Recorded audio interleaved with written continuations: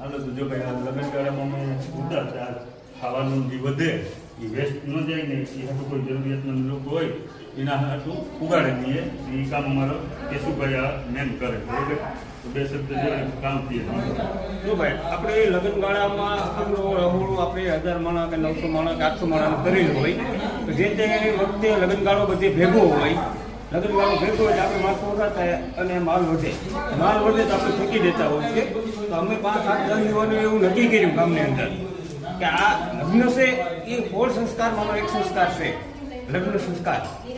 લગ્ન સંસ્કારની માલિકા આપણો કોઈ પણ માલ વેસ્ટ કરી ફેંકી દઈએ ફેંકી દેવા કારણ બે એકતા સ્વચ્છતા અભિયાન આ માલ નાખો એટલે ગમે ત્યાં સમાજ રોડ કાઢી હોય છે ત્યાંથી ગંદકી થાય અવારનવાર લગ્નગાળો આવતો એક દી બે દી લગ્નગાળો આવતો હોય એ જે માલ નાખીએ એની જગ્યાએ કંઈ કામ આવતું નથી.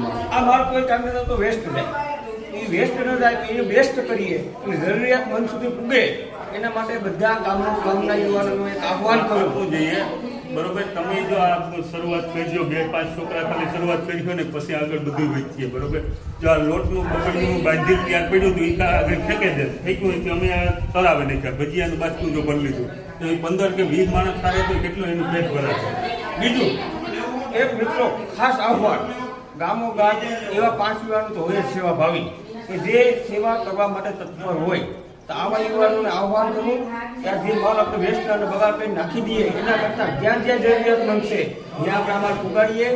આપણો સનાતન સંસ્કૃતિ એ જ કહે છે કે અન્ન છે પવિત્ર છે અન્ય ફેંકવાથી પાપ લાગે આ પાપમાંથી બચવા માટે થઈ જરૂરિયાતમંદ સુધી પુગાડવા માટે થોડોક આપણે પ્રયત્ન કરીએ.